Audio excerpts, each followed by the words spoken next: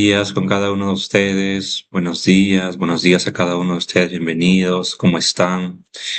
Bienvenidos. Espero que se encuentren muy bien. Bienvenidos a cada uno de ustedes, profesores. Bien, vamos a esperar unos minutos. Vamos a esperar unos minutos mientras se van conectando, porque la invitación ha sido para toda la comunidad universitaria, para todos los docentes de las diferentes sedes. Entonces, vamos a esperar unos 2 minutos mientras se incorporan la mayoría de invitados que tenemos el día de hoy. ¿Sí? Pónganse cómodos, que en unos aproximadamente 2 minutos ya iniciamos. Ya tenemos acá la presencia de nuestro invitado, así que esperemos unos minutos y ya iniciamos de inmediato. ¿Sí? Listo. Unos 2 minutos y ya iniciamos. ¿Sí? 2 minutos e iniciamos.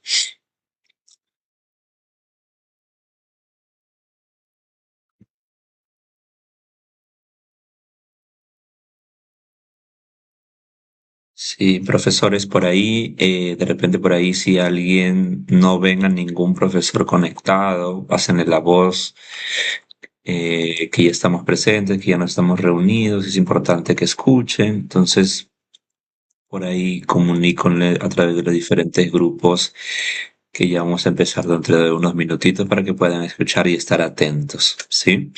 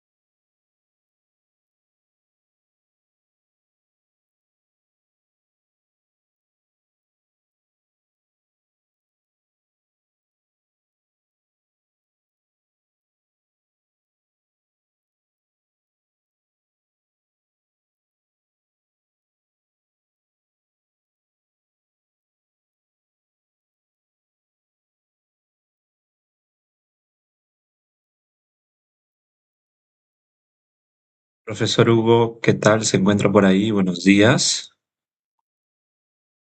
Buenos días, ¿cómo estás, Andrés? ¿Qué tal?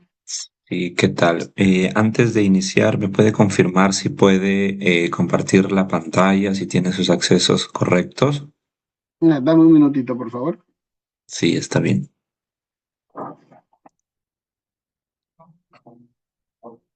Dame un minuto, por favor.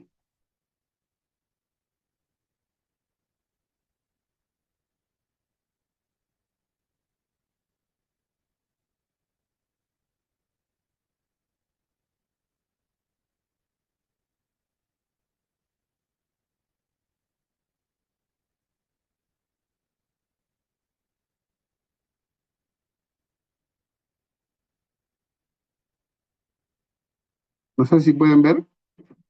Eh, sí, lo vemos bien y se escucha muy bien. Ok, entonces ya estamos listos. Listo, entonces coloque ahí en la opción ampliar, ampliar en la parte de abajito. Listo. Todo se ve bien. Ya. Ok, solamente su cámara nada más y estaríamos listos. Listos. Les voy a hacer una breve presentación para un poquito detallar cuál es el objetivo de la sesión.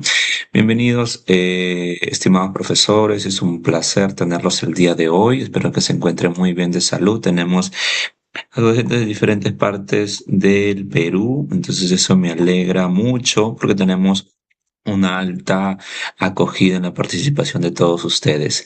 Espero que se encuentren muy bien, que hayan pasado un excelente 1 de mayo, ¿no? Por la labor que venimos realizando y más por con nuestros alumnos en este proceso de aprendizaje que tenemos hacia ellos. El día de hoy tenemos al doctor Hugo Cornejo, quien forma parte de la primera capacitación que vamos a tener como parte de el proceso de difusión del Instituto de Investigación. Entonces, el día de hoy tenemos la visita del doctor Hugo Cornejo, quien un poquito nos va a hablar sobre la determinación del tamaño de la muestra y nos va a dar algunas características, detalles que debemos tener en cuenta eh, eh, para saber el número de personas que podemos encuestar y algunos elementos importantes que debemos conocer para orientar de manera adecuada a nuestros estudiantes en estos procesos y más en sus procesos de obtención de su título, sus trabajos de investigación, sus proyectos de investigación. Entonces agradezco también aceptar la invitación, doctor Hugo, y yo voy a estar acá también en modo off, ante cualquier consulta o duda que aparezca, vamos ahí, puedo ayudarlo en todo lo que se genere, ¿no? Nada, muchos éxitos y gracias a cada uno por estar presente.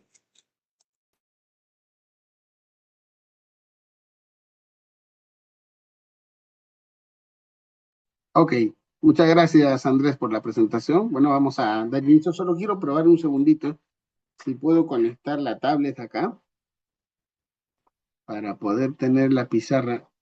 Estoy tratando de conectarme hace rato por ahí, pero no me deja. Creo que no es posible esto. Eso que estoy conectado con el iPad. Bueno, no importa. Ok, entonces vamos a dar inicio a la presentación. Voy a cancelar esto. Vamos a irnos a la presentación. Ahora sí se ve, ¿no es cierto? Sí Sí, se ve todo correctamente. listo. Listo, Andrés. Muchas gracias. Entonces, primero agradecer por la invitación a esta charla sobre el tamaño de muestra. Lo que vamos a hacer es revisar un poquito la forma tradicional, cómo se calculan los tamaños de muestra para los estudios de investigación y nos vamos a ir adentrando poco a poco en el uso de la herramienta G-Power, ¿no? Que es una herramienta que sirve justamente para medir el tamaño de muestra.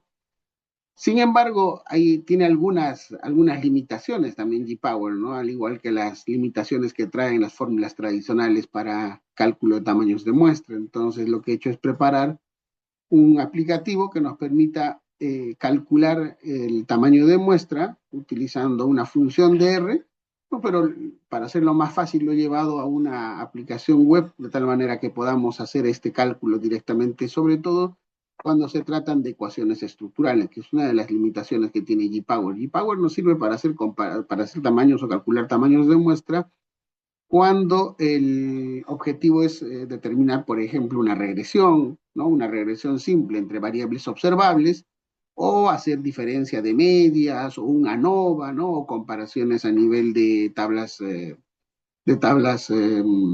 doble entrada, ¿no? Una prueba chi cuadrada, etcétera. Sin embargo, cuando se tratan de ecuaciones estructurales, ya el G-Power no tiene mucho, no tiene el apoyo suficiente o la suficiente metodología que nos permita calcular el poder o el tamaño de la muestra. Entonces, justamente lo que he hecho es apoyarme de R para poder determinar esta calculadora y les voy a mostrar cómo funciona esto adecuadamente, ¿ok? Entonces vamos a empezar por, voy a cerrar esta ventanita, las fotos también para no verme yo mismo. Y listo. Entonces, vamos a hacer una comparación, ¿no? Yo le llamo el retrato versus el radar. ¿Ah? ¿Qué pasa? ¿No? Esto me sirve como una analogía para poder entender los diferentes tipos de muestreos o muestras que necesitamos.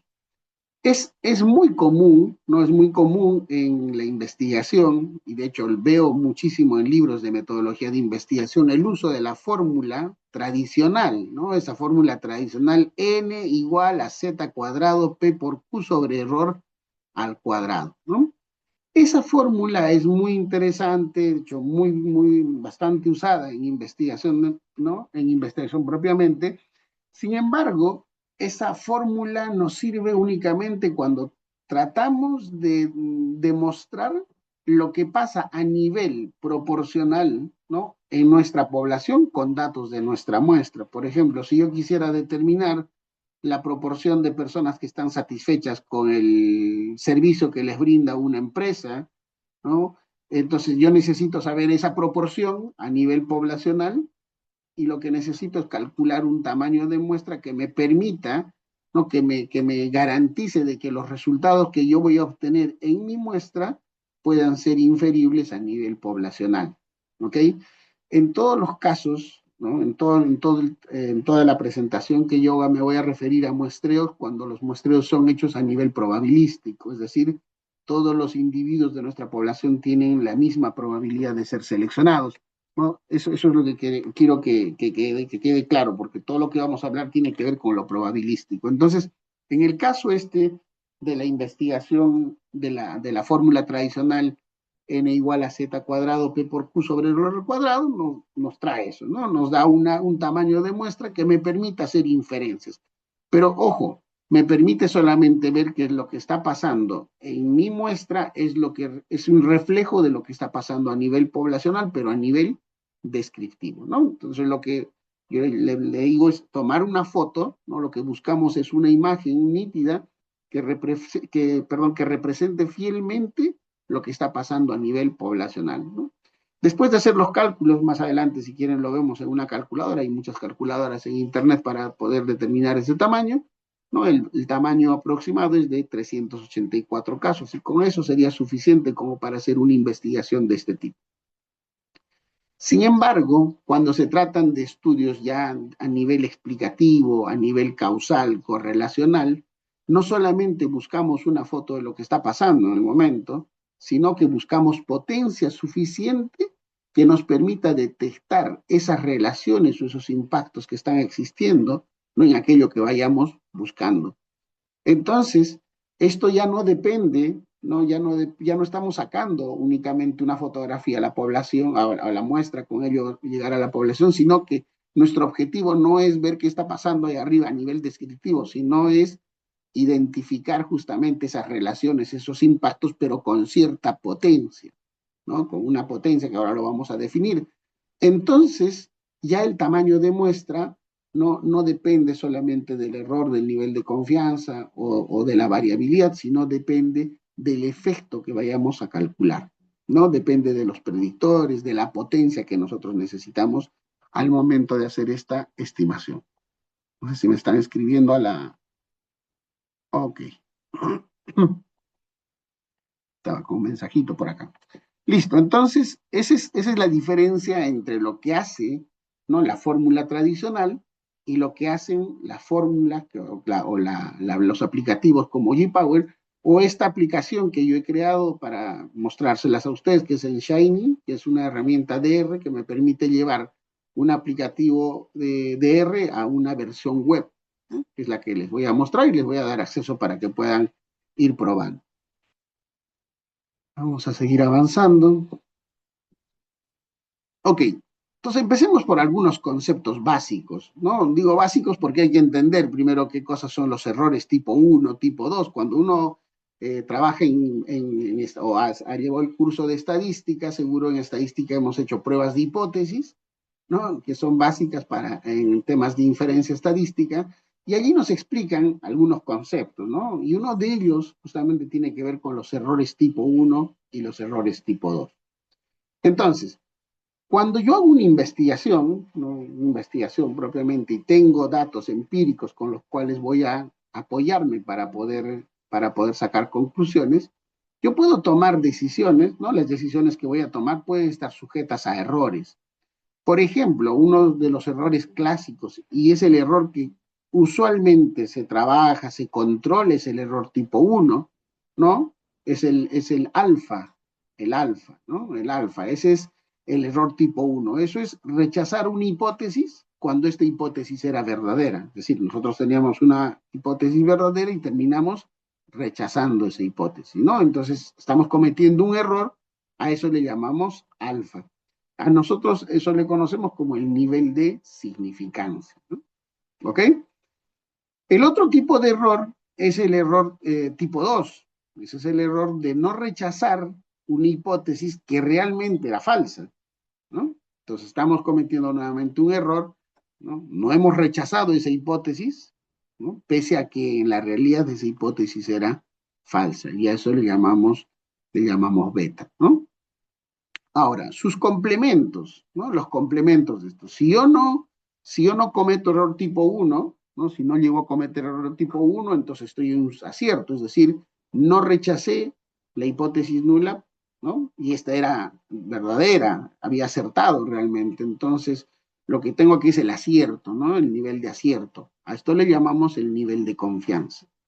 Y una de las cosas que necesitamos justamente para el G-Power, y es algo que no controlan los otros tipos de tamaños de muestra, es el otro concepto que tiene que ver con la potencia de nuestra prueba, ¿no? La potencia viene a ser el complemento del error tipo 2, ¿no? Es decir, la probabilidad es uno menos beta, ¿no?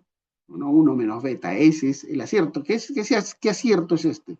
Es rechazar H0 cuando H0 realmente era falso, ¿no? Estamos en un acierto nuevamente, y a esto le llamamos la potencia de nuestra prueba. Es decir, la potencia se define como el rechazar una hipótesis que realmente era falsa. ¿Ok? Nosotros vemos en la parte superior dos curvas, ¿no? En este caso estoy mostrando esta curva donde mostramos directamente, ¿no? La hipótesis, ¿no? Yo tengo acá la hipótesis nula, ¿no?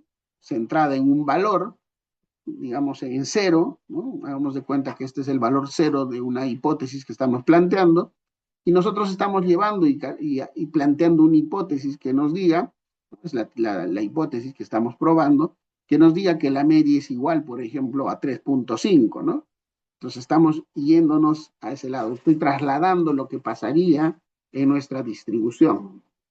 Entonces, por un lado tenemos, ¿no? El valor alfa, que vendría a ser el error, ¿no? Tipo uno en esta probabilidad. Yo tengo el error tipo uno, es decir, el error tipo uno que tiene que ver con rechazar una hipótesis que es verdadera. Y cuando llego a la conclusión, ¿no? Que es la línea punteada de azul, ¿no? Nos está hablando acerca de la hipótesis alterna, y representa el mundo donde sí existe el efecto, ¿no? Justamente ese efecto que el tesista o el investigador estaba buscando, ¿no? Entonces, lo que vemos es que se ha desplazado el centro hacia la derecha porque hay una diferencia real entre las curvas que estamos comparando. ¿Ok? Entonces, allí aparece o juega un rol importante la línea de sentencia o el critical T, ¿no? En este caso 1.65. Esa línea verde, ¿no? Es el umbral de decisión, ¿no? Si el resultado del investigador cayera a la derecha de esa línea, ¿no? ¿Qué podemos decir? ¿No? Esa es como la respuesta básica. Encontramos que existe diferencia significativa entre estas dos medias que estamos comparando. En cambio, si cayera al lado izquierdo, ¿no? Lo que tenemos que es aceptar que no se encontró nada. ¿Ok? Entonces, estas zonas de error, ya sean alfa o beta, ¿no? Nos muestran eso, ¿no? La zona roja está donde aparece el botoncito alfa, este símbolo alfa, ¿no? O el nivel o el error tipo uno, la probabilidad de cometer error tipo uno, ¿no? Es el área pequeña bajo la curva, ¿no? Que está hacia la derecha de nuestro, es justamente lo que les decía, el error tipo uno, y representa la probabilidad de que, ¿no? De que la investigación diga que hay un efecto, cuando en realidad fue un efecto al azar, ¿no? Por casualidad. Entonces, en nuestro caso, podemos comparar eso con el valor 0.05, que es un valor que es el que se utiliza constantemente o habitualmente, ¿no? En cambio, vemos la zona sombreada de verde o azul en esta gráfica que está a la derecha, ¿no? Con el símbolo beta. Ese es el área, ¿no? Nos muestra ya también el error tipo 2, ¿no? Este representa la probabilidad de que el efecto del investigador, ese efecto que buscábamos, ¿no? Existe, ¿no? Pero que no logramos ver con la muestra que nosotros estamos obteniendo, ¿vale? Y todo lo que vemos en el área blanca, ¿no? Bajo la curva esta azul, ¿no? Eso viene a ser la potencia, ¿no? Lo que vemos debajo de la curva azul, todo el área blanca viene a ser la potencia. Es decir, es todo aquello que queda a la derecha de nuestra línea verde, de nuestra critical T, ¿no? Y este vendría a ser la potencia, ¿no? Esta es la potencia con la que estamos haciendo nuestra prueba o nuestra investigación. Esto representa, ¿qué cosa? La probabilidad de éxito de nuestra investigación. ¿Ok? Entonces, es importante entender esto porque en función a ellos que vamos a probar ahora, ¿no? Voy a pasar al concepto básico del tamaño de muestra. Esta es la base de nuestra pirámide, ¿no? Que estamos construyendo. Recuerden que el tamaño de muestra clásico es n por n es igual a z cuadrado. Z cuadrado tiene que ver con el nivel de confianza. Recuerden que era el nivel de confianza, lo habíamos definido acá, era la probabilidad de un acierto, ¿no? Es la probabilidad de acierto. Ese es el nivel de confianza. Entonces, voy a buscar el valor z, ¿no? A un nivel de confianza que lo estándar es trabajar a un 95%. Entonces, si yo trabajo y busco el valor de z a un 95%, el valor de z es 1.96, ¿no? Es un valor también bastante conocido que lo podemos calcular fácilmente en Excel inclusive, ¿no? Ahora, otro elemento importante en esta fórmula, vamos a ver si puedo por acá tenerlo marcado, creo que debía haberlo, así vamos a poner, ¿ok? Es z cuadrado, p por q, o por el complemento, ¿verdad? Sobre error elevado al cuadrado, ¿no? Esa es la formulita clásica del tamaño de muestra. Entonces, ya habíamos hablado acerca del nivel de confianza, claro, para calcular el tamaño de muestra necesitamos ese nivel de confianza, ¿no? Esa probabilidad de éxito en lo que estamos buscando. El valor de P por Q viene a ser la varianza, pero nuevamente P por Q está asociado a la proporción. Recordemos que este tamaño de muestra está asociado solamente para proporciones, ¿no? Entonces, ¿cuándo voy a llegar a la máxima variabilidad? ¿No? Considerando que P y Q son valores complementarios, es decir, que P más Q siempre nos tiene que dar 1, ¿no? P es la probabilidad de que ocurra el evento y esta probabilidad la tengo que conocer, ¿no? Por data empírica o por algún estudio empírico que ya tengamos como base, ¿no? Nuestros antecedentes. Entonces, si yo conozco el valor de P, puedo calcular el valor de Q, que es su complemento. Por ejemplo, ¿no? Si el valor de P fuera 0,2, el 20% de ocurrencia en ese momento, su complemento sería 0,8. Entonces, P por Q sería 0,2 por 0,8, nos daría 0,16, ¿no? Entonces, esa sería la varianza, ¿no? La heterogeneidad de esta población que estamos investigando. Sin embargo, cuando no tenemos esta información o nos ponemos en la peor situación, podemos colocar o podemos considerar que la varianza sea la más grande posible, ¿no? Y la varianza más grande se va a conseguir cuando el P y el Q sean iguales. Y para que sean iguales, estos deberían valer 0,5. Es decir, 0,5 por 0,5, la varianza más grande, ¿no? En términos de proporción, es 0,25. Entonces, si vamos reemplazando estos valores acá, ¿no? En la muestra me da 1.96, que es el valor de z a un 95% de confianza, elevado al cuadrado, por la varianza, me voy a poner en el peor de los casos, que la varianza sea grande, esto sería 0.25, ¿no? Para acá, 25. Y luego tenemos el otro indicador, que es el error de muestreo, ¿no? Es el margen de imprecisión que el investigador acepta como tolerable al momento de hacer la investigación. Por ejemplo, yo quiero hacer una investigación y conocer el porcentaje de personas satisfechas, entonces a priori yo puedo determinar, oye, o sea, mi error máximo al momento de estimar quiero que sea de máximo 5%, por decir que también es lo más habitual en investigación. Entonces colocaremos acá 0,05 y esto elevado al cuadrado, ¿no? ¿Ok? Entonces, si calculamos y hacemos el cálculo correspondiente, este tamaño nos da 384, es lo clásico. Por ejemplo, ahora que hemos estado hemos tenido toda esta bulla de encuestas en las elecciones, ellos utilizan esta fórmula, ¿no? Solo que el error para ellos, ¿no? En estas encuestas que hace Ipsos, que hacen Datum, etcétera, ellos no utilizan un error del 5%, ellos utilizan un error mucho más pequeño. El error que ellos utilizan generalmente en la mayor parte de investigaciones es 0,3 o 0,03, es decir, 3% de error, 3 más menos 3, ¿no? Es decir, si ellos determinan que el porcentaje de personas que están a favor de un candidato es 10, en realidad lo que nos están diciendo es que el valor está entre 7 y 13, ¿no? No nos están diciendo exactamente 3 o 10, sino nos están diciendo aún más o menos el error. Entonces, si yo cambio esto por 0,3, me da pues una muestra de más o menos 1064 casos, que es el tamaño de muestra que utilizan en la mayor parte de investigaciones de este tipo, ¿no? Como en el caso de las investigaciones descriptivas únicamente. Ok, entonces esto es lo básico, esto es lo que solemos trabajar en investigaciones de tipo descriptiva y esta es la muestra, ¿no? Ahora, esto es para calcular el valor de n. Sin embargo, como les había mencionado, este tamaño, este cálculo del tamaño, no toma como referencia la potencia estadística. Hemos visto, hemos utilizado el nivel de confianza, está asociado al error tipo 1 nada más, pero no considera el error tipo 2. Voy a ver en los chats, creo que están escribiendo, ¿no? Ah, ok. Es parte de la logística. Listo, entonces, esto es en relación a la base, a lo básico en tamaños de muestra. Ahora sí pasemos a lo que realmente nos importa en temas de investigación que no necesariamente sean descriptivos, ¿no? Entonces acá ya toma, perdón, ya empezamos a hablar acerca de algunos indicadores o algunos,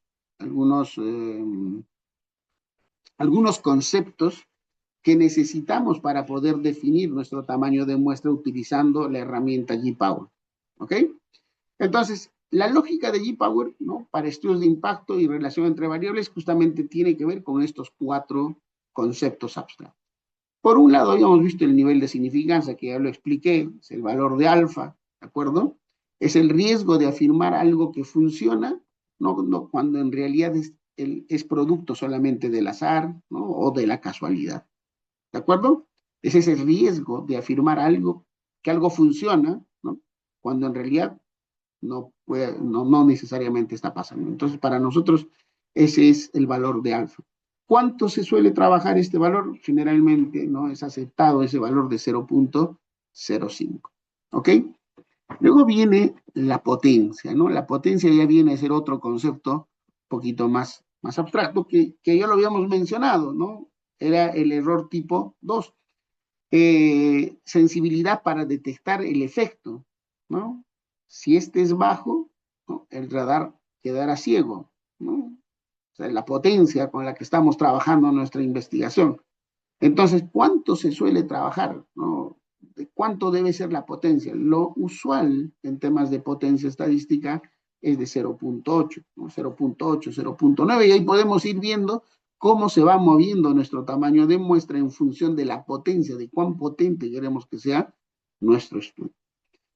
Otro elemento importante viene a ser el tamaño del efecto, ¿no?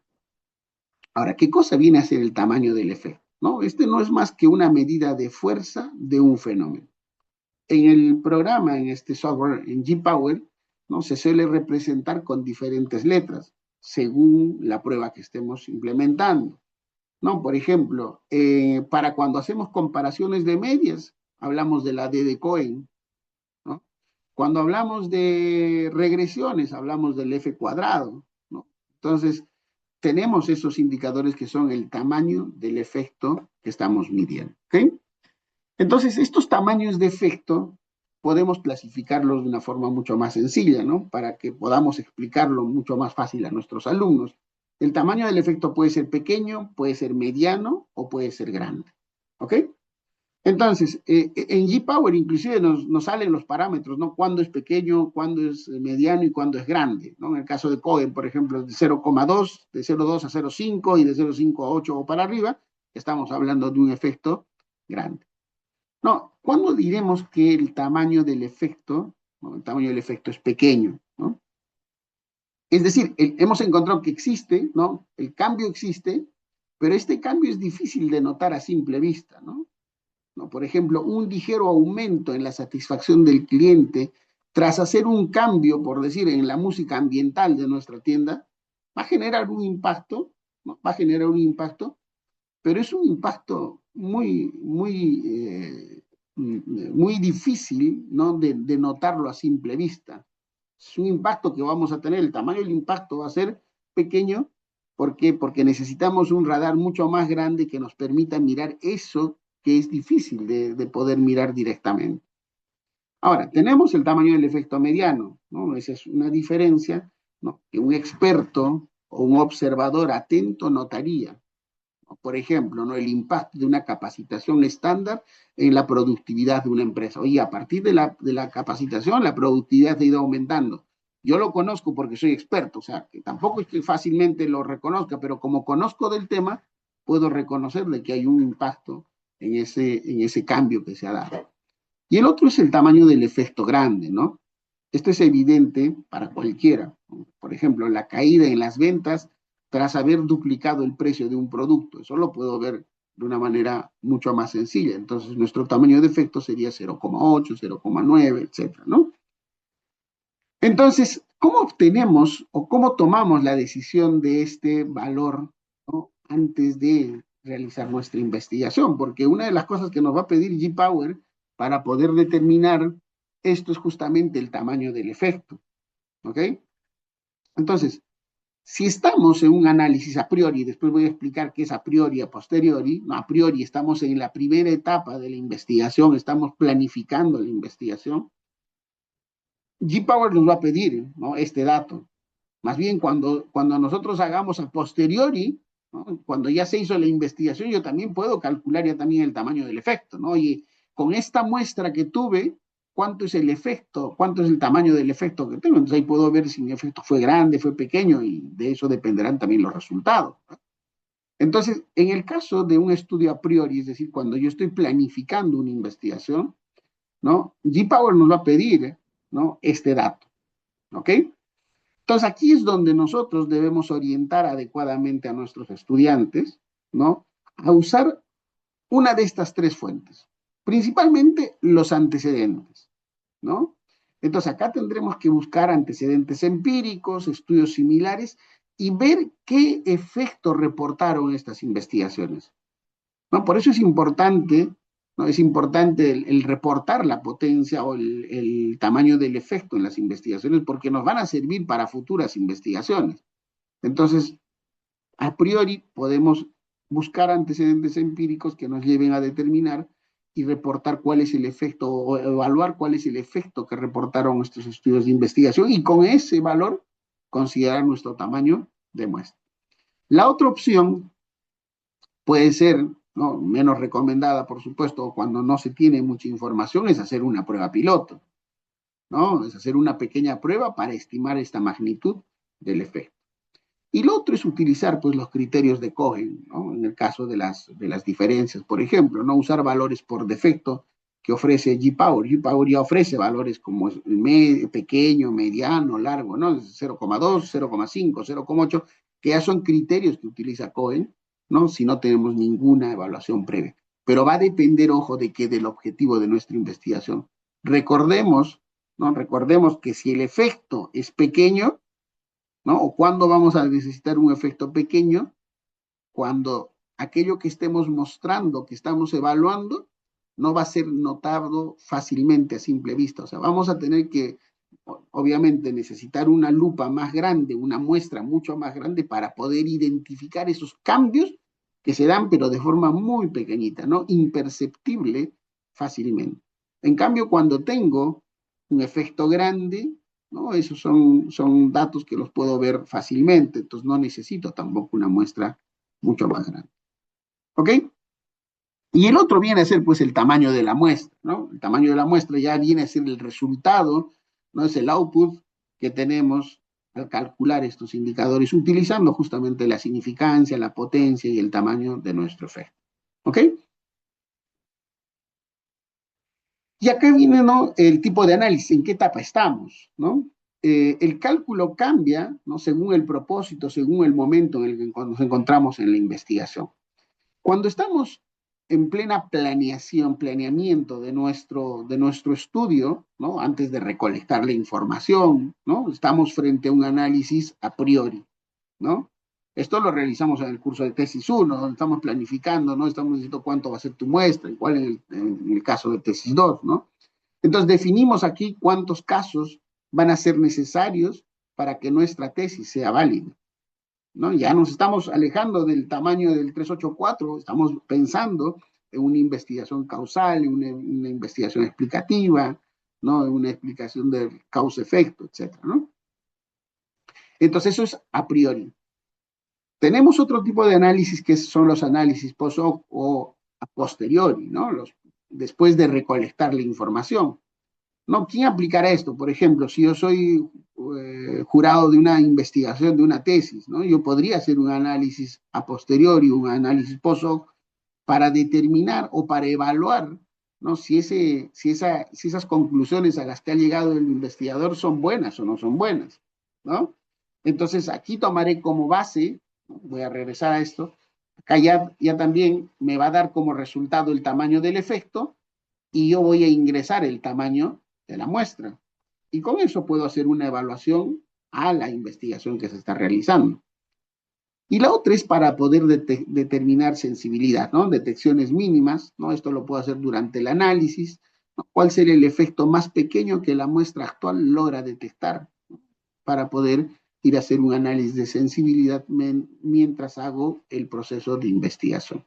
Nosotros ahora estamos, ¿no? Esta capacitación está enfocada justamente en la planeación de nuestra investigación, es decir, perdón, es decir, en el momento en el que estamos preparándonos para la implementación de nuestro estudio, es decir, todo lo que vamos a ver ahora es a priori, ¿ok? Entonces, vayamos con ejemplos. Vamos a empezar con el escenario 1, el escenario básico, que ya lo he explicado anteriormente, ¿no? Por ejemplo, conocer el nivel de satisfacción laboral de 5.000 trabajadores. Tengo mi tamaño de población, mi tamaño de muestra, hago los cálculos correspondientes y con estos cálculos el tamaño va a ir pues en aproximadamente 384, ¿no? Cuando conozco el tamaño de la población, pueda que la muestra disminuya, quizás haya 350, 60, pero no cambia mucho. ¿Ok? Esto es utilizando las fórmulas correspondientes de tamaño de muestra, SNZ cuadrado PQ sobre error al cuadrado. Y existe un ajuste, ¿no? Eh, eh, Debía haberlo puesto acá.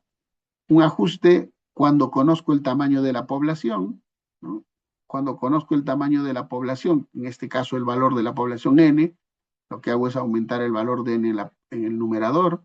Entonces esto quedaría n cuadrado z cuadrado, perdón, n por z cuadrado p por q, y en la parte inferior queda el error al cuadrado, factor de n menos 1, disculpen la letra, pero es un poco difícil escribir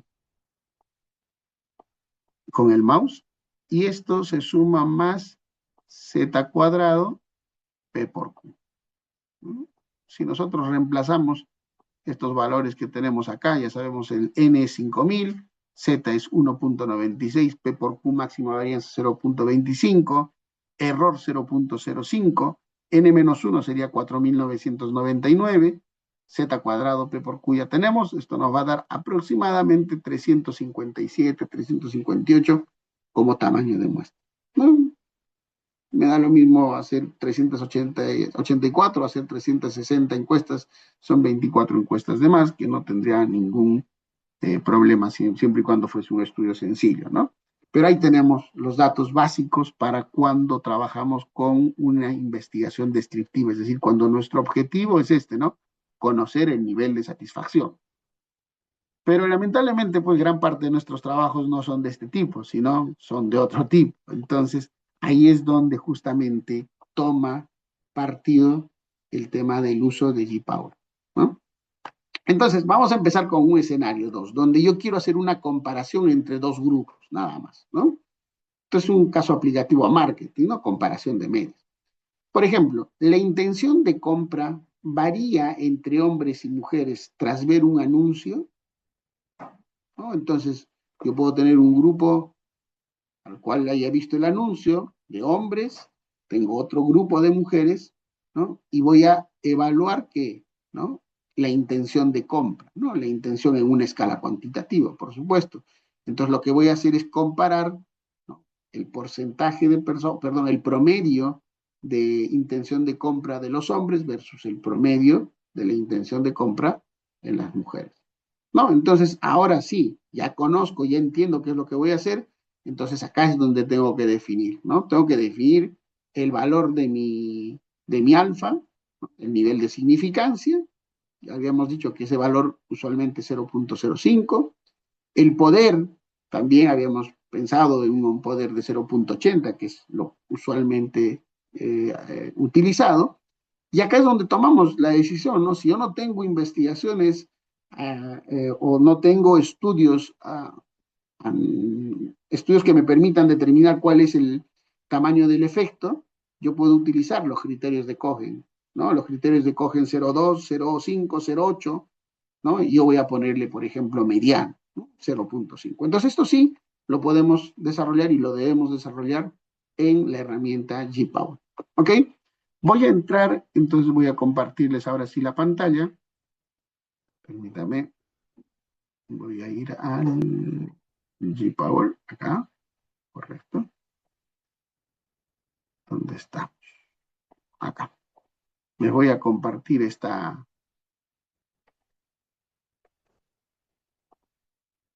A ver, ahí tienen el enlace, ¿no? Les acabo de pasar por el chat un enlace para que puedan ir al aplicativo. Y acá tenemos, ¿no? En la página de donde podemos descargar G-Power. Sí se está viendo, ¿no? Perfecto. Sí, se Listo. ve muy bien. Listo. Entonces, acá está la página. Les he pasado el enlace directamente para que ustedes vayan acá, ¿no? Es un programa que, que no necesita ni siquiera instalación, sino simplemente hay que descargar y funciona automáticamente el programa. Es decir, el programa es ejecutable directamente, no hay que instalar en las computadoras, ¿no? Tenemos acá el manual, si alguien necesita utilizar el manual está acá, acá también hay un tutorial básico de cómo funciona G-Power, lo pueden descargar, ¿no? Si no si quieren ir o trabajar de forma mucho más rápida, pues suficiente con el short tutorial que nos puede ayudar a manejar estas herramientas. Vamos más abajo y acá tenemos el enlace para poder descargar G-Power, ¿sí? Entonces, una vez descargamos G-Power, nos va a abrir una ventanita, ¿no? Nos va a salir un archivo. Voy a compartir también esto para que ustedes puedan ver, ¿no? Es una carpeta comprimida. Esa carpeta hay que descomprimirla en algún lado, una carpeta que tengamos, y dentro de esa carpeta vamos a encontrar estos 4 archivos, ¿sí? Vamos a encontrar estos 4 archivos. Entonces, ¿qué es lo que les recomiendo yo para que instalen esta herramienta? Primero que le den doble clic a esta que está acá, ¿no? Porque esta nos va a instalar algunos componentes Java que necesitamos para el buen funcionamiento de G-Power, ¿no? Muchas veces empezamos a correr de frente G-Power y nos salen algunos errores. Entonces, para evitar esto, justamente ellos, ¿no? Ellos suben este archivito, hay que darle doble clic, ¿no? Instalar, ¿no? Le damos instalar, le ponemos instalar y automáticamente instalará todo. Una vez hemos instalado eso, le damos también doble clic a G-Power. Acá no hay que instalar nada, acá se abre la herramienta directamente. Voy a darle doble clic y voy a ir a la herramienta. y ahí está, ustedes están viendo G-Power, ¿no? Esta es la herramienta G-Power. Entonces me confirman, por favor, si lo tienen. Voy a esperar unos minutitos para que puedan instalar o cargar la versión. No demora mucho, mientras nos tomamos un receso de unos 5 minutitos mientras instalan y regresamos para poder continuar con el ejercicio. Está bien, doctor. Yo también en esta nueva PC también no la tenía, pero la voy a descargar ahorita. Listo, listo.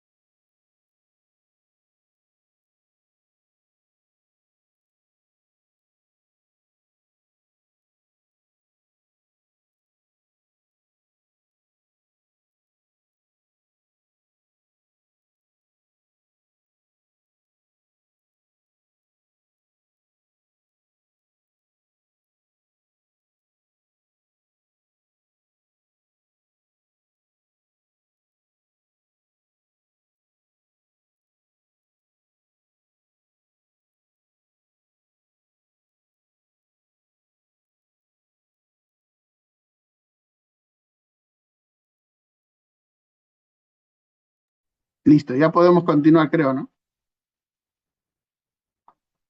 Sí, también hemos escrito por el grupo de WhatsApp, hemos enviado el link y todo ello. Sí, ya podemos continuar. Ok,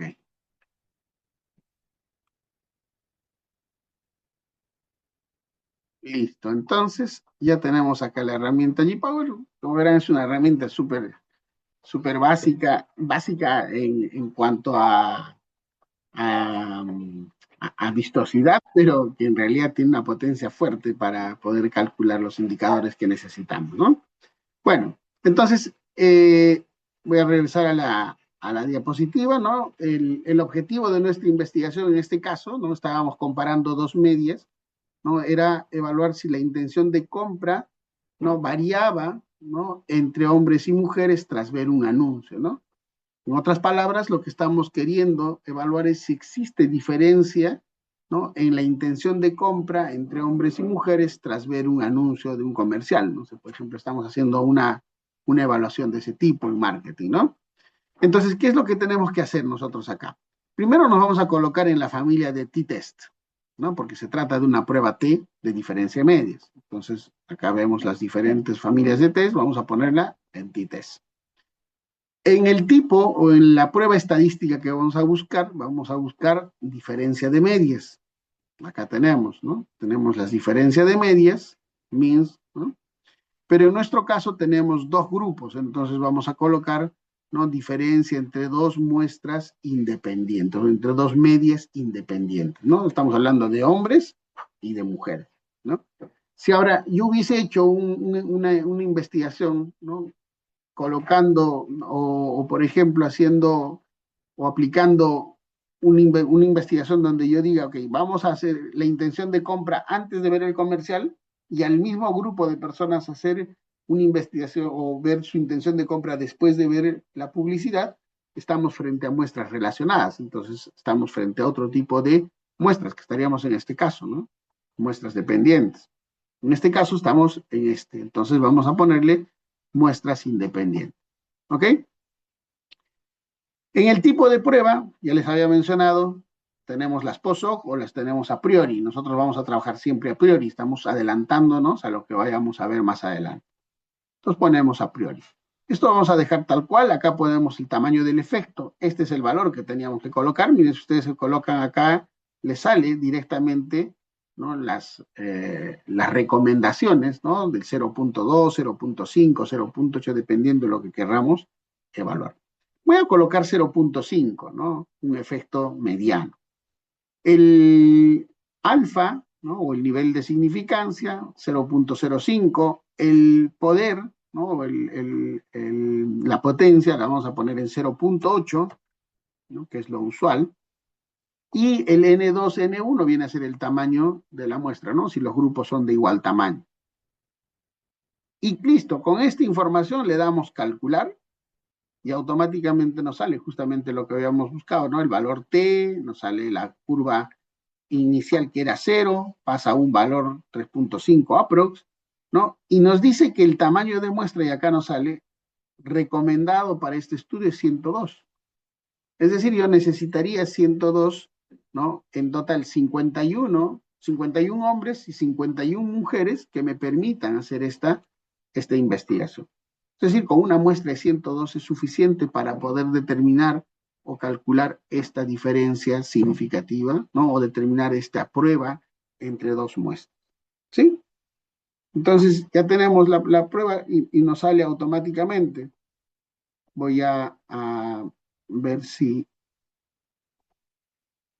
Voy a ver si puedo compartir. Miren, yo le voy a dar clic acá donde dice XYPlot, ¿no? Por un rango de valores.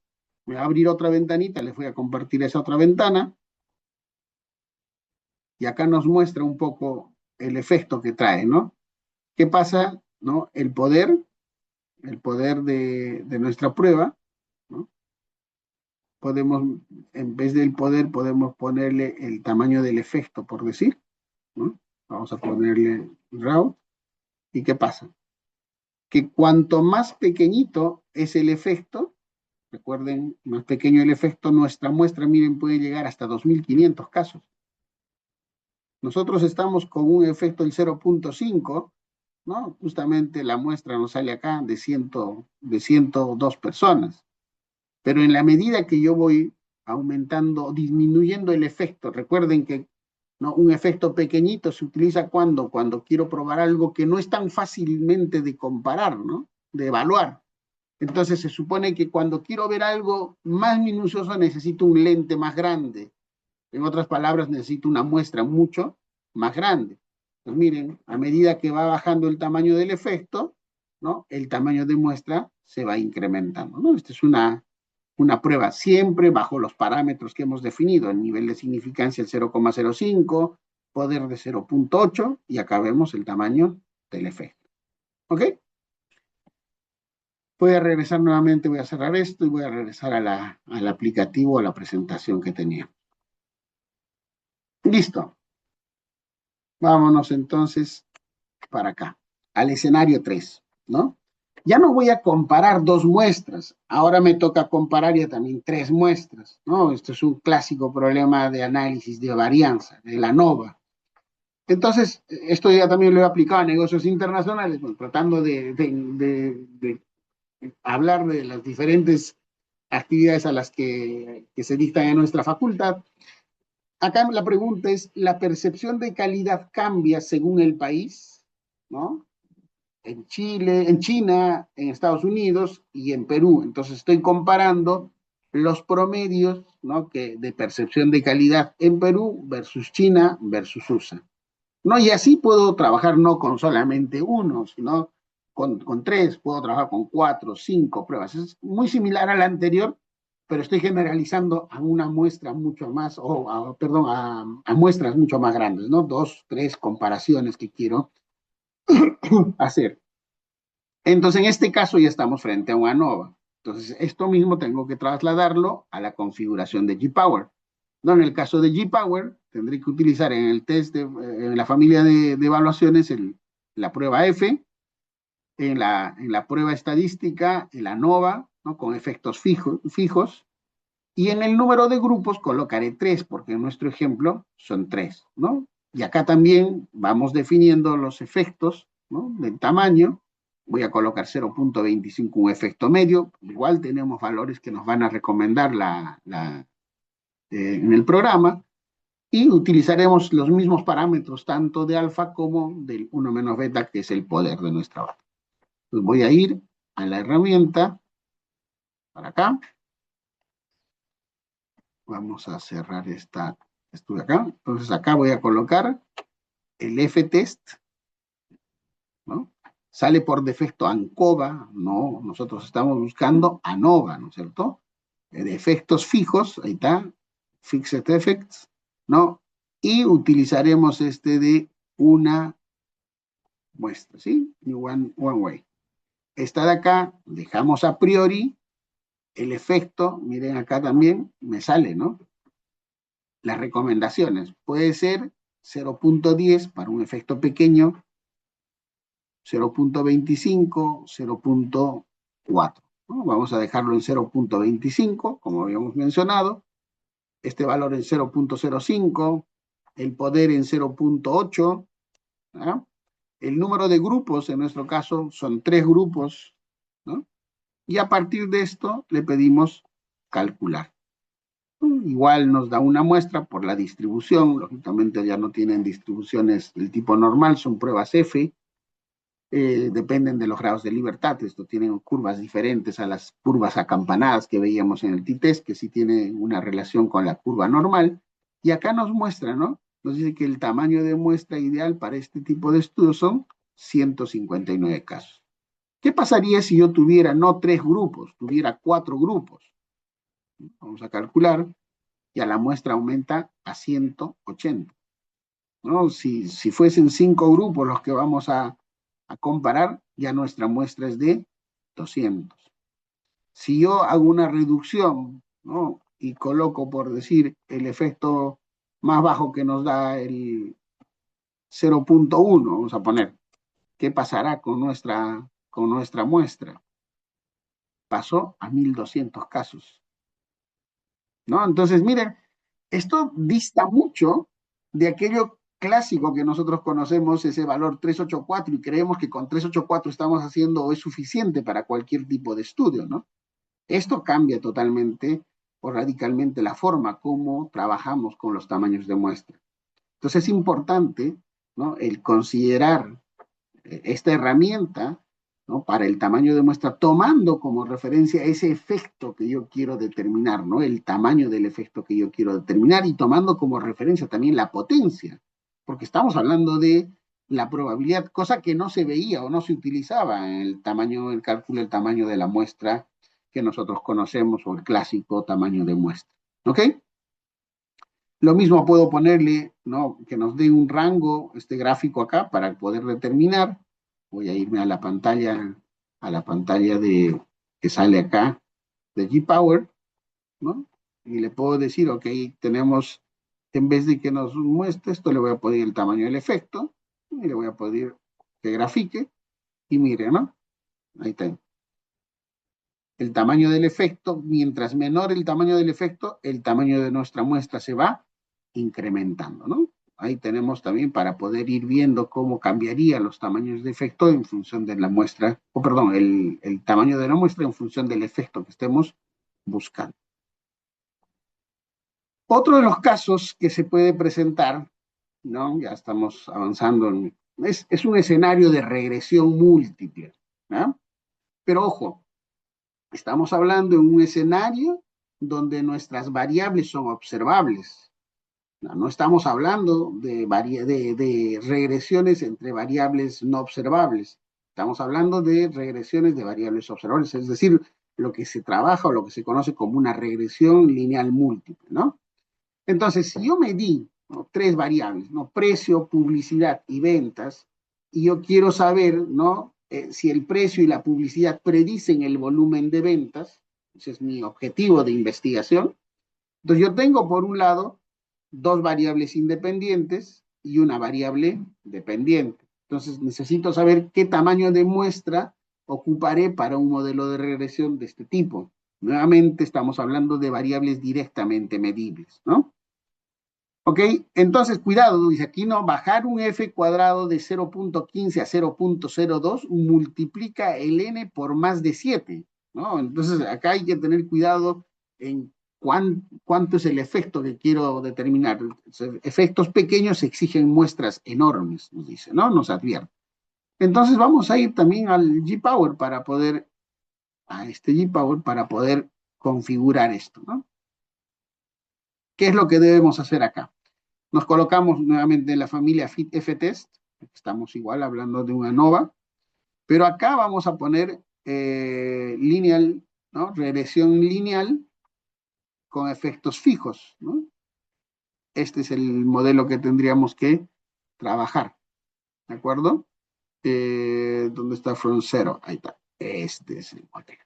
Listo, a priori igual nuevamente, acá le pediremos el valor del efecto 0,15, ¿no? Es el efecto mediano. Miren, los valores también cambian acá.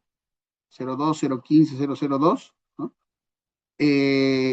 La probabilidad 0,05, el poder 1 menos beta, vamos a dejarlo en 0,80, que es lo usual. Eso dependerá de quién esté trabajando. Y acá tenemos que colocar el número de predictores, es decir, el número de variables independientes en nuestro instrumento. En este caso yo tenía, recuerden, precio, publicidad y acá ventas, ¿no es cierto? Entonces tengo solamente dos variables que son predictoras. Entonces coloco dos y le pongo calcular. Y miren, para hacer este estudio necesito no más de 68 evaluaciones, ¿no? Con esto puedo determinar un efecto de 0,15. Ahora, si yo disminuyo esto, Andrés, sí, dime. Profesor, hay una consulta. Ok, entonces esas variables predictoras son, si en el caso, como usted lo dijo, dos variables independientes, ¿no? Para que quede claro también para los profesores, eh, recordar que a veces algunas variables, como precio y publicidad, pero debemos tener en cuenta si de repente esa variable tiene algunas dimensiones o son de segundo orden o únicamente analizamos el número de variables observadas que tenemos en el modelo en todo caso. Sí. A ver, te respondo. Justo esa era una de las observaciones que yo hice inicialmente. Este programa, G-Power, no tiene limitaciones, ¿no? Una de las limitaciones es justamente el hecho de no trabajar con variables o con constructos, sino trabaja con variables directamente medidas, ¿no? Precio es una variable directa medida, el precio que me costó. La publicidad en términos de inversión publicitaria, por ejemplo, ¿no? ¿Cuánto gasté en publicidad? Y las ventas que tengo. Esto es directamente medible. No estamos trabajando todavía en variables latentes, ¿no? Ya cuando, de hecho, variables latentes G-Power no trabaja, no tiene esa opción G-Power. Entonces hay que utilizar una herramienta diferente a G-Power, ¿no? Para poder determinar el tamaño de muestra, justamente trabajando así. También les voy a mostrar eso en el siguiente ejemplo. Pero por ahora estamos trabajando únicamente con variables observables, ¿sí? Entonces, ya Gracias. estamos acá, 68. ¿Qué pasaría si yo bajara esto a 0.02, vamos a 0.02, digamos, ¿no? Miren el cálculo. Nuestra muestra ya es de 485 casos, ¿no? Estamos viendo un efecto muy pequeñito porque queremos encontrar realmente, ¿no? Evaluar si el efecto, la variable precio, la variable publicidad están, ¿no? Explicando a la variable ventas. ¿Ok? Y ahora sí, pasemos a lo que nos mencionó Andrés. Este, modelos latentes, ya sean para modelos utilizando ecuaciones estructurales, ¿no? El CBCSEM, o para estudios donde trabajemos con PLS, ¿no? De hecho, creo que mañana y pasado tenemos clases acerca del manejo del PLS, ¿no? Es una herramienta, es una metodología, ¿no? No, PLS no es un software, ¿no? Que si bien es cierto, tenemos un software que se llama PLS, pero es una metodología para ecuaciones estructurales y se utilizan en algunos contextos, pues nosotros vamos a utilizar o vamos a ver que se pueden calcular también, ¿no? Tamaños de muestras para estos modelos latentes. Pero sin embargo, G-Power no considera ítems ni cargas factoriales. Lo que suelen hacer es trabajar el modelo de regresión que habíamos visto hace un rato, ¿no? Y esa es una aproximación que hace G-Power para poder determinar tamaños de muestra, pero no es lo correcto. ¿Ok? De hecho, lo advierte también G-Power en, sus, en su manual, y existen, después les voy a mostrar acá, hay un paper, ¿no? De Motion Bader 2024, que se los puedo compartir también, que hablan acerca del uso del SimPower, ¿no? El SimPower es una herramienta de R que permite justamente determinar tamaños o potencia o tamaños de muestra efecto, tamaño efecto, en función a este tipo de modelos ya de variables latentes. ¿Ok? Entonces, por ejemplo, en este caso, quiero evaluar si la cultura y el liderazgo tienen un impacto, tienen un efecto sobre la variable desempeño. Pero dense cuenta que acá la variable cultura es una variable latente, ¿no? A partir de 4 ítems de investigación, liderazgo también a partir de 4 ítems de investigación, desempeño a través de 4 ítems de investigación. Entonces acá lo que tengo que definir ya son otros parámetros, ¿no? Otros parámetros de investigación. Por ejemplo, ¿cuál será el efecto que tienen cada una de estas variables sobre cultura? ¿Cuál será el efecto que tiene Y1, Y2, Y3, Y4 sobre liderazgo? ¿No? ¿Cuánto sería el valor mínimo del efecto que yo espero de liderazgo, esa cultura? Nuevamente, antecedentes empíricos, ¿no? Que tengo que tomar en cuenta, y nuevamente el efecto que tienen cada una de estas variables observables sobre la variable desempeño. Sí, entonces ya vamos viendo que acá no necesitamos los 3 parámetros que necesitábamos antes, necesitamos más parámetros. Dependerá del número de ítems que tenga cultura, dependerá del número de ítems que tenga liderazgo, inclusive puede depender del efecto que tenga cada una de estas variables sobre la variable cultura, sobre la variable liderazgo, dependerá de cuánto quiero que sea el efecto que quiero mostrar en los beta, ¿no? Y lo mismo por acá. Entonces ya la estructura cambia, ¿sí? Les voy a mostrar entonces esta herramienta. De hecho, me ayudó mucho ¿no? Me exigió, digo, el curso porque de alguna manera, a ver, vamos a ver, creo que se ha perdido esto, dame un segundito. ¿Dónde está? Ahí, por acá está. Porque de alguna manera no me exigió a que yo pueda construir esto. Miren, yo encontré esta es una herramienta Shiny, ¿no? de R, ¿no? Hecha por la misma empresa SimPower 2, ¿no? Ellos mismos han hecho esto de los que han fabricado esta herramienta, han hecho su calculadora para trabajos a priori, a posteriori, tenemos, ¿no? La potencia, a POSOC, ¿sí? Dependiendo de lo que vayamos viendo, y podemos calcular también el tamaño de muestra. Y yo he construido, ¿no? Algo similar a esto, ¿no? Pero he utilizado más herramientas de las herramientas básicas que tiene Esto es muy básico, ¿no? Si yo quisiera meterme más, tengo que hacerlo en R directamente. Justamente eso es lo que he evitado y he construido esta herramienta. Vamos a ver si lo puedo leer. De hecho, está en una versión gratuita. No pago para la página web, así que solamente tengo 25 horas de consulta y si me excedo de las 25 horas ya el programa no funciona, pero para el ejemplo de hoy creo que es suficiente, se los voy a pasar, ¿no? Ahí tienen el enlace. Acá estamos, ¿ok? Entonces, yo he trabajado, miren, he hecho el tamaño, el cálculo del tamaño de muestra para un CBC, ¿no? Utilizando la librería SemPowerDR, ¿no? Y también el P para, ojo, que son diferentes, ¿no? Cuando quiero trabajar con PLS, el tamaño de muestra es diferente a que yo trabajo con CBSEM, porque son metodologías distintas. Cada uno tiene formas diferentes de cálculo. En este cálculo estoy utilizando Cogen, ¿no? Y esta otra metodología, ¿no? La inversa del radio cuadrático, si no me equivoco, no recuerdo el nombre de la librería. Pero bueno, estas dos son.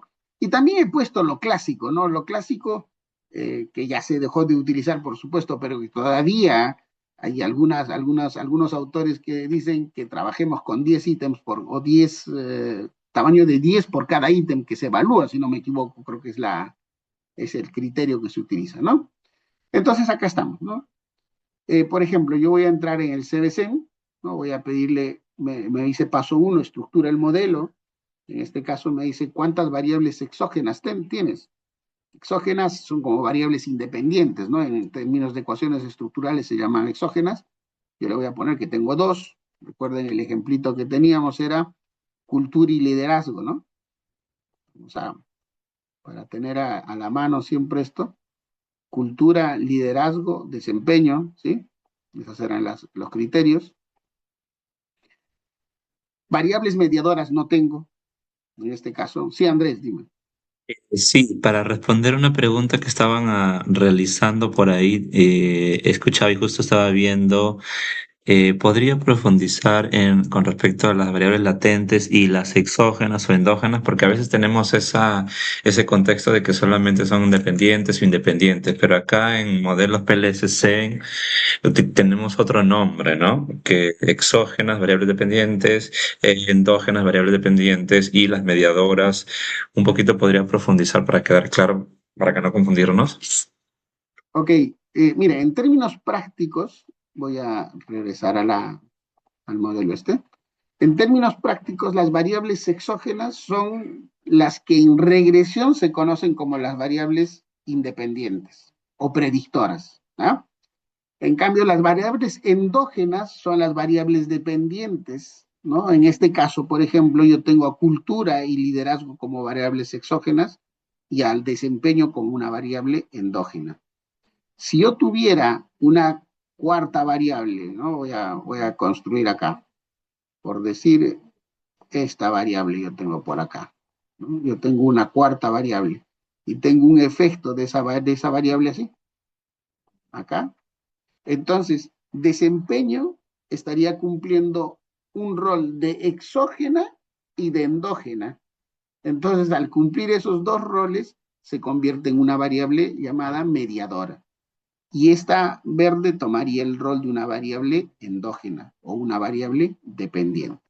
Sí, ese es el nombre que se suele usar en este tipo de investigaciones cuando se trabaja con PLS, con SEM, ¿no? Este es el nombre que se suele utilizar a las variables. Ahora sí Y voy a... doctor Hugo, también Sí, no hay que olvidar que no es lo mismo una variable mediadora que una variable moderadora. por supuesto. Sí, sí, sí, sí, tiene sentido. De una vez lo explicamos, si podemos recuperar. Desempeño cumpliría el rol de una variable mediadora. En cambio, si yo tuviera una variable, por decir por acá, que sea la variable sexo, y esta variable está impactando acá en la relación, esta es una variable moderadora, ¿no? Está moderando la relación causal de desempeño hacia la variable Y, X, no sé, la que esté por acá, ¿no? Es decir, estos son otro tipo de variables, ¿no? Y también, en este caso, no he considerado en el instrumento que les estoy mostrando el rol de las variables moderadoras. Para la versión 3 prometo hacerlo, para el siguiente curso, pero por ahora creo que estamos bien, ¿no? No es que suele trabajarse mucho, pero sí, sí, de hecho es un tema que hay que considerar también, pero eso complica un poco la programación en este caso y la verdad que se me iluminó recién este fin de semana, así que no me dio tiempo para avanzar más. Igual, miren, el Zen Power de la misma herramienta solamente tiene esto, ¿no? Ni siquiera habla de, ellos ni siquiera te hacen referencia al número de variables latentes, no te hace referencia al número de ítems de investigación, o sea, te los habla de frente de una sola, ¿no? Yo estoy definiendo independientemente, ¿no? Entonces, miren, variables exógenas 2, variables endógenas 1. Acá define como X a las endógenas y Y a las exógenas, perdón, y a las endógenas como Y. Me dice, ¿cuántos ítems tienes en la primera? Yo tengo 4, en la segunda también 4, en la tercera 4, como ejemplo, ¿no? Puedo cambiarle esto a 5 si quieren, no hay ningún problema. Y acá es donde empezamos a ver, ¿no? Las cargas. Y tú quisieras cargas diferentes, sí, te va a decir cuáles son las cargas que tú quieres desde los 4 ítems. Estamos hablando de los ítems hacia la dimensión, ¿no? Pero yo le voy a pedir, ¿no? Cargas uniformes, por ejemplo, del 0,7. Y de ahí vamos viendo qué pasa cuando, por ejemplo, mis instrumentos, ¿no? Yo tengo instrumentos que han sido construidos o han sido tratados sin el menor reparo y tengo variables que están impactando, que están construyendo un constructo o una dimensión y los pesos de estas variables son 0,3, 0,2, ¿no? Pequeñitas, no tienen mucho efecto. Eso hace de que nuestro modelo sea menos sensible a cualquier relación que exista. Entonces, yo voy a necesitar una muestra mucho más grande cuando estos efectos sean menores, ¿no? Por eso es la importancia de tener instrumentos buenos. Si tengo un instrumento bueno, puede hacer de que mi muestra también de alguna manera no sea tan grande o no necesite una muestra tan grande para ver efectos de ese tipo. Entonces vamos a tratarlos como si fuesen cargas uniformes de 0,7 solo para el cálculo, pensando de que nuestro modelo, de que nuestro instrumento ha sido muy bien validado, ¿no? Aquí voy a hablar de los efectos beta estructurales ya, ¿no? De los valores beta que van de dimensión o de constructo factorial a constructo factorial. Estoy considerando un beta estructural mínimo de 0,2. También puedo medir, ese es el efecto mediano, ¿no? También según Cohen, por supuesto. También puedo medir las correlaciones entre las variables exógenas. Es decir, yo parto en cualquier investigación de que existe cierta relación entre estas variables, ¿no? De hecho, las construyen o las grafican así, ¿no? Con doble flechita. Te dicen, oye, estas dos variables están relacionadas. Es una de las propiedades que tenemos en los modelos SEM, por ejemplo, ¿no? Entonces yo puedo decir, oye, la correlación mínima entre estas dos variables exógenas es de 0,3, 0,2. Aquí voy moviendo el valor a donde yo quiera, ¿no? Los parámetros de la significancia en 0,05, la potencia en 0,8, y con eso le damos calcular y nos vamos por acá. O sea, acá nos hace un resumen del modelo que hemos definido, ¿no? Nos da los resultados y acá me sale directamente el tamaño de muestra que yo necesitaría para mi estudio. ¿Listo? Entonces, esta es una herramienta que está en su versión inicial, pero creo que nos puede ayudar para trabajos de investigación, para nuestros trabajos de tesis, ¿no? Y si no, la otra opción es utilizar también en R el modelo SEM, ¿no? Para tamaños de muestra, que es exactamente lo que estamos realizando, ¿no? Eh, y creo que es una opción también de poder trabajar, el SEM Power, que es una librería de R para este tipo de análisis.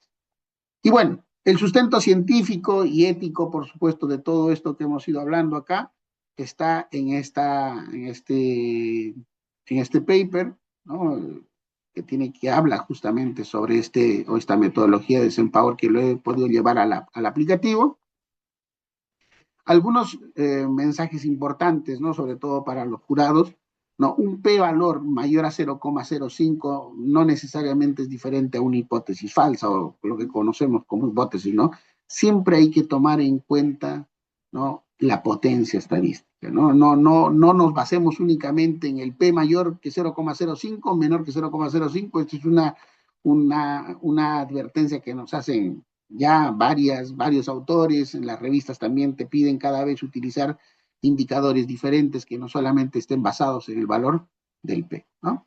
Entonces, como conclusión ética, investigar con potencia es investigar con ética profesional, ¿no? O sea, hay que justificar el N antes de de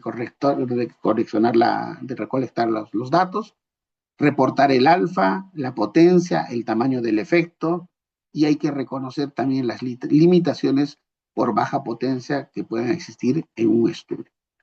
¿Sí? Entonces, hemos pasado de la fórmula tradicional, hemos pasado por el G-Power y hemos hecho una aplicación del app Shiny que se les ha presentado utilizando la herramienta SemPower y los criterios de Cogen para el caso de PLS. Listo, muchísimas gracias y nada, espero haber ayudado de alguna manera, ¿no? A sacar algunas dudas, ¿no? Y seguro que he dejado también con muchas dudas a otras personas, pero de eso trata, ¿no? De que vayamos aprendiendo constantemente, continuamente y en lo que necesiten, en temas que ustedes necesiten para poder proseguir con sus investigaciones, para sus clases que tengan que hacer, encantado de poderlos apoyar. Muchas gracias, Andrés, y muchas gracias al equipo o a la dirección de investigación de nuestra facultad por esta invitación. Sí, correcto, correcto. Nada, profesor, agradecerle por la invitación. Si alguien por ahí tiene alguna pregunta, a ver si alguien tiene alguna duda, consulta o algún tema importante. Eh, por acá me hace una pregunta al interno. Me dicen, profesores, profesor, si en el caso tengo mis asesores mis asesorados de tesis y quieren hacerlo dentro de una empresa, ¿pueden utilizar un número mínimo de 100 personas o tengo que hacer necesariamente lo que usted nos ha enseñado el día de hoy? Porque tengo una empresa que tiene menos de 100 trabajadores. Tendría que buscar otra empresa. ¿Qué opina en ese Uy, caso? a ver, suele pasar mucho eso, ¿no? Sobre todo cuando hacemos trabajos en recursos humanos, por ejemplo, ¿no? Eh, a ver, implementar modelos causales, modelos con ecuaciones estructurales, ¿no? Implica tener muestras grandes. De hecho, cuando trabajamos con muestras pequeñas, haciendo PLS o haciendo ecuaciones estructurales, modelos SEM, ¿no? Los resultados no son los adecuados, ¿no? De hecho, muchas veces ni siquiera corren, aunque en PLS casi todo corre, ¿no?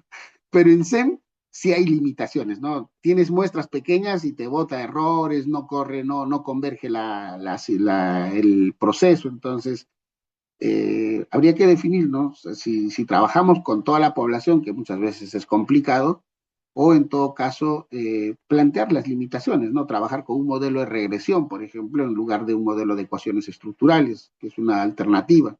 Y la otra es ampliar también el tamaño de nuestra población, ¿no? Y por acá me preguntan, ¿podría profundizar en las variables latentes? Ok. Variables latentes, a ver, variables latentes son variables que no son directamente medibles, ¿no? Por ejemplo, son tipo constructos. Yo quiero medir, por ejemplo, la personalidad, ¿no? Entonces, para medir la personalidad existen modelos que nos indican que hay, ¿no? El modelo del five, ¿cómo es? El personal five, creo que es, o de las 5 dimensiones, ¿no? Entonces nos dicen, oye, son 5 dimensiones que tú necesitas para poder medir personalidad. Pero cada una de estas variables no son directamente medibles. Por ejemplo, el neuroticismo, que es una de las variables para medir personalidad, no se mide a través de ítems de investigación. Entonces, lo que nosotros medimos directamente son los ítems de investigación y las variables latentes son aquellas variables que aparecen, ¿no? Justamente por la medición de estos ítems que yo he generado. ¿no? Entonces, si estamos construyendo un instrumento, yo podría aplicar un análisis factorial exploratorio y a partir del análisis factorial exploratorio descubrir estos factores latentes o estas variables latentes. Pero son variables que no las he medido yo, son variables que salen, ¿no? Que aparecen después de la medición que yo hago de ítems. Esas son las variables latentes. Ahora, si yo tengo ya un instrumento, ¿no? Validado como el tema de la personalidad, por ejemplo, el Big Five se llama, ¿no? Las cinco grandes dimensiones de la personalidad.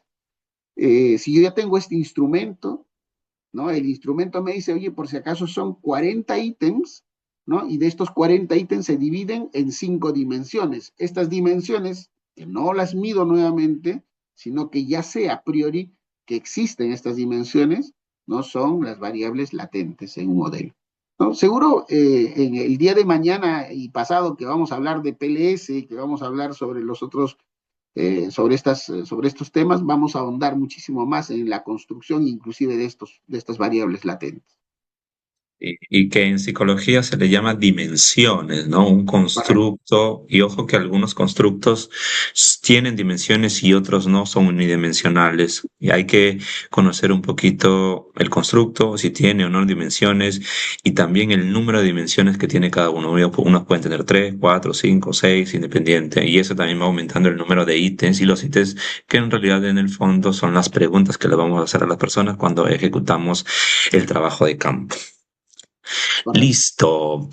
Muy bien, nada, agradezco, hemos terminado puntualmente, agradezco a todos los participantes por las preguntas hechas también, agradezco también al profesor Hugo Cornejo por la interactiva y dinámica clase que hemos tenido el día de hoy. Le vamos a dar la grabación, lo vamos a publicar en nuestro canal de YouTube del Instituto de Investigación y lo vamos a publicar por todas las redes sociales para que ustedes lo puedan ver y también les sirva para la utilización con sus estudiantes. Nos vamos a ver el día de mañana. Seguimos con la siguiente parte. Tenemos al profesor José Montes Ninaquispe desde la ciudad de Chiclayo, que nos va a dar un análisis sobre confiabilidad, validez y el modelo PLS-CEN para que lo podamos ejecutar y podamos qué es lo que se requiere, ¿no? Poder también difundir este proceso, este conocimiento con nuestros estudiantes. Listo. Nos vemos, que tengan un excelente día y hasta luego. Hasta otra oportunidad. Bye bye. Cuídense mucho. Nos vemos. Muchas gracias, buenos días. Hasta luego.